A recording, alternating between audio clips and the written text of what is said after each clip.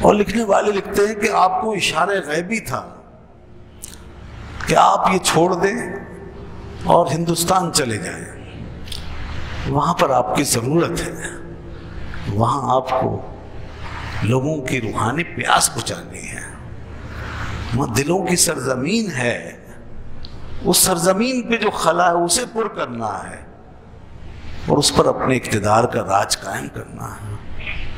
اللہ اللہ، لاکھوں لوگ یہاں آپ کے گویا منتظر تھے، یعنی ان کی تقدیر میں، تقدیر لکھنے والے نے آپ کا دامن فیض لکھا ہوا،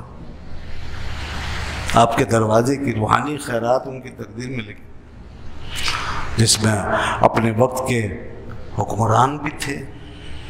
ہاں جی ہاں، حکمران وقت وہ یہاں آپ کے فیض و برکات سے مستفیض ہونے والے تھے۔ چنانچہ شیخ ابراہیم شرقی، بہت بڑا حاکم جونپور کا، وہ آپ کے مریدوں میں داخل ہوئے۔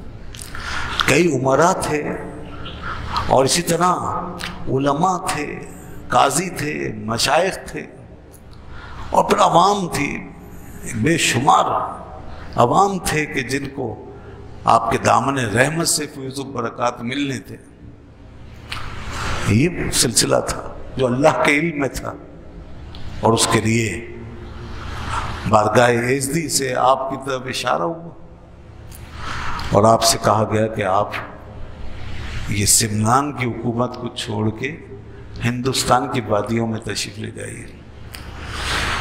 اب وہاں سے آپ نے وہاں سے رخصت ہونے کا تہیہ کیا، عازم سفر، حکومت چھوڑ دیا، بالکل ایسے چھوڑ دیا، کوئی اس کا رنج نہیں، کوئی غم نہیں، اور اس سے پہلے سے ہی آپ کا دل یاد الہی میں مشغول تھا، توجہ تو اللہ کی طرف رہتی تھی۔ یاد رکھیں، خدا کی طرف سے بھی اس طرح کی ہدایتیں انہی کو ملتی ہیں جو اس کی یاد میں منمک ہوتا ہے، جن کا کوئی سلسلہ جڑا ہوا ہوتا ہے، جن کے اندر کوئی کوالیفیکیشن ہوتی ہے، تو ایسے لوگ پھر وہ نامزد ہوتے ہیں، سلیکٹ ہوتے ہیں، اور ان کو ہدایات ملتی ہیں۔ چنانچہ نسبت اویسی کا فیض آپ کو اس زمانے میں حاصل ہو گیا تھا۔ نسبت اویسی جو ہے، یہ وہ نسبت ہے کہ جس میں انسان چاہے کسی کے ہاتھ پر بیعت ہو، لیکن یہ اس نسبت کے ذریعے سے اس کو روحانی طور پر اندر سے معمور کر دیا جاتا ہے، بھر دیا جاتا ہے، اس کی روحانی فیلنگ ہو جاتی ہے اندر سے، اس نسبت کے تو پہلے یہ وہ نسبت ہے۔ یہ جو بعض صوفیہ کے حوالے سے آتا ہے کہ انہیں نسبت اویسی حاصل ہوئی تھی، اس کا یہی مطلب ہے۔ تو آپ کو بھی اس نسبت اویسیہ سے مشرف کر دیا گیا۔ اس کے بعد آپ مزید تکمیل کے لیے، درجات کے لیے اور مزید روحانی تربیت حاصل کرنے کے لیے آپ ہندوستان تشریف لائے تھے۔ تو اپنی حکومت اپنے بھائی کے حوالے کی اور ان کو ضروری نصیحتیں کر دیں۔ اس کے بعد پھر آپ ہندوستان میں داخل ہوئے، ماوراء النہار سے ہوتے ہوئے سمرقند، بخارا، یہ سب علاقے، وہ پھر اس کے بعد یہاں جب آئے اس خطے میں تو اچھ شریف جو مشہور ہے، یہاں پر تشریف لائے۔ آپ اپنے سفر میں بہت سے بڑے بڑے مشائخ سے ملے، اولیاء کرام سے، چنانچہ یہاں پر ایک بہت بڑے بزرگ حضرت جہانیہ جہاں گشت رحمۃ اللہ علیہ موجود تھے، ان سے ملاقات، اور چونکہ آپ نے سفر بہت فرمایا تو پھر کئی دفعہ آپ سے ملنے کا اتفاق ہوا، ان کی خدمت میں حاضر ہوئے اور ان سے فیض بات نہیں پائے۔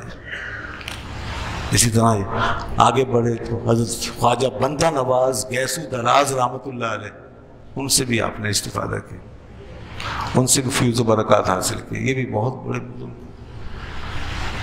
اور یوں ہے ہندوستان کے کئی شہروں سے گزرتے ہوئے، دہلی سے، اور اس کے بعد یہاں سے آگے جا کر آپ بنگالہ میں داخل ہوئے۔ بنگال یا بنگالہ، جس کا ایک حصہ آج بنگلہ دیش بن گیا۔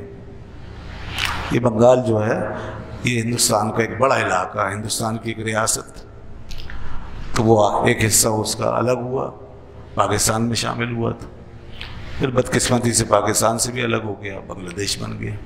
اصل میں بنگالہ ہے، پورا ایک علاقہ ہے، اس کا کچھ حصہ ہندوستان کے پاس ہے اور زیادہ حصہ بنگلہ دیش کے پاس ہے۔ تو یہاں پر آپ پہنچے ہیں بنگالہ میں۔ اچھا، یہی وہ علاقہ ہے بنگالہ جہاں پہلی جنگ آزادی کی لڑائی لڑی گئی تھی، جس کو جنگ پلاسی کہتے ہیں۔ پلاسی کی جنگ یہی ہوئی تھی۔ نواب سراج الدولہ یہاں کے حاکم تھے، انگریز یہاں داخل ہوا اور سب سے پہلے انگریز نے اسی علاقے کو مسخر کیا تھا۔ دلی میں تو وہ 100 سال کے بعد پہنچے، یہ 1757 کی بات ہے۔ انگریز نے پہلے بنگال کو مسخر کیا، اس کو قابو کیا، یہاں قبضہ کیا۔ نواب سراج الدولہ بہت زبردست یہاں کے حاکم تھے، بڑی طاقت تھی۔ انہوں نے بھی اتنی آسانی سے انگریزوں کے حوالے نہیں کیا۔ انہوں نے ولیم فورٹ کا قلعہ پورا قبضہ کر لیا تھا اور انگریزوں کو قید میں ڈال دیا تھا۔ انگریزوں کو باقاعدہ پکڑ کے انہوں نے قید میں ڈالا۔ اس کے بعد پھر ہوا یہ ایسا کبھی نہ ہوتا کہ انگریز یہاں قابض ہو سکتا، لیکن غداری ہو گئی۔ میر جعفر جو آپ کے جرنیلوں میں سے ایک جرنیل تھا، اس کو انگریزوں نے خرید لیا اور اس کو غداری کی طرف مائل کر کے اس کے ذریعے سے راستہ بنایا۔ اور آپ کو معلوم ہے جب غداری ہوتی ہے تو پھر بڑے بڑے نظام جو ہیں وہ کولیپس ہو جاتے ہیں، اقتدار ختم ہو جاتے ہیں۔ غداری کی وجہ سے ہمیں تاریخ میں بڑے نقصانات میں ہیں۔ یہ کچھ حضرت ٹیپو سلطان رحمۃ اللہ علیہ کے ساتھ ہوا، یہاں میر صادق جیسا غدار وہ انگریزوں کے کام آ گیا۔ تو یہاں یہ میر جعفر جو تھا، اس کی غداری اور اس کے ساتھ ہندو راجے مہاراجے وہ بھی انگریزوں کے ساتھ مل گئے۔ ہندوستان پر، آزاد ہندوستان پر قبضہ کرانے میں ہندوؤں نے بھی کوئی کم رول ادا نہیں کیا۔ بڑے بڑے راجے مہاراجے انہوں نے باقاعدہ انگریزوں کا ساتھ دیا اور مسلم سربراہان اور مسلمانوں کے حکمرانوں کے ساتھ غداری کی گئی، ان کی پیٹھ میں چھرا گھونپایا۔ ان غداریوں میں پیچھے باقاعدہ ہندوؤں کا ہاتھ، ان کی سازش موجود ہوتی تھی۔ یہ پوری ہسٹری ہے، تاریخ ہے۔ یا ٹیپو سلطان کے پیچھے میر صادق، اگرچہ وہ ایک غدار کے طور پہ سامنے آیا، مگر پورنیا کا ذکر بھی ضرور کرنا چاہیے کہ وہ بھی برابر کا یا اس سے بھی بڑا غدار ثابت ہوا، جو ٹیپو سلطان کے ساتھ تھا اور اس نے ٹیپو سلطان کے ساتھ دھوکہ کر کے انگریزوں کے ہاتھ میسور کو فتح کروا دیا۔ یہ ہندو تھا پورنیا۔ خیر، حضرت مخدوم اشرف جہانگیر سمنانی رحمۃ اللہ علیہ یہاں پہنچے۔ اچھا، اس سے پہلے بہار کے علاقے میں، وہاں پر جب آپ داخل ہوئے تو وہاں ایک بہت بڑے بزرگ کا جنازہ تیار ہوا۔ ان کا نام تھا حضرت شیخ شرف الدین یحییٰ منیری رحمۃ اللہ۔ ان کا جنازہ رکھا ہوا تھا اور لکھنے والوں نے لکھا ہے کہ انہوں نے یہ وصیت کی تھی کہ میرا جنازہ ایک مسافر پڑھائے گا، جو آئے گا کہیں سے مہمان یہاں سے گزرے گا، بس وہی پڑھائے گا، تم میں سے کوئی نہ پڑھائے۔ لوگوں کو اس کے بارے میں کچھ نہیں پتا تھا۔ جنازہ رکھ کر انتظار کرنے لگے کہ پتہ نہیں کون سا مسافر ہے جو اب آ کے حضرت کا جنازہ پڑھا۔ اس وقت حضرت مخدوم جہانگیر اشرف سمنانی رحمۃ اللہ علیہ وہاں داخل ہوئے، بہار کے اس علاقے میں پہنچے۔ جنازہ تیار تھا، لوگوں نے پہچان لیا، سمجھ گئے کہ یہی ہوں، لہذا آپ نے جنازے کی نماز پڑھائی۔ پھر یہاں سے آپ بنگالہ گئے تو وہاں پر آپ کے شیخ، جن سے آپ نے آخری تربیت پائی اور تمام مدارج، روحانی سلسلے اور مدارج آپ جن کے پاس طے کیے، وہ تھے حضرت شیخ علاء الدین گنج نبات رحمۃ اللہ۔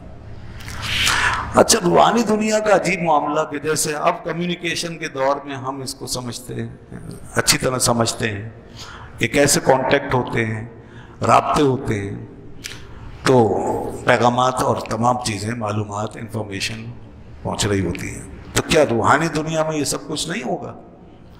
اصل تو کمیونیکیشن پہلے روحانی دنیا میں ہوتی ہے۔ یہ ظاہری سائنسی جو کمیونیکیشن، یہ تو بات کی ایجاد ہے اور اس میں ڈسکنیکٹ ہو سکتا ہے، آپ کا کنیکشن ٹوٹ سکتا ہے، آپ کے رابطے کمزور پڑ سکتے ہیں، آپ کو سچ جھوٹ کی آمیزش کے ساتھ ایک چیز مل سکتی ہے، اور بہت سی اس میں کمی ہے، مادی چیز ہے نا، محدود ہے، مگر روحانی کنیکشن کا معاملہ بہت وسیع ہے۔ چنانچہ اسی کنیکشن کی طرف اشارہ کرتا ہوں کہ یہ حضرت خواجہ گنج نبات رحمۃ اللہ علیہ اسی روحانی دنیا کی کمیونیکیشن کے اندر یہ بات جان چکے تھے کہ میرے پاس کسی کو بھیجا جانے والا ہے، اور میرا جو سلسلہ ہے، جو میرے پاس روحانی امانتیں ہیں، وراثتیں ہیں، اس کا حقدار وہ شخص ہے جو سمنان سے چل دیا ہے اور ہندوستان کے طول و عرض کو طے کرتا جا رہا ہے، اور عن قریب وہ میرے پاس پہنچنے والا ہے۔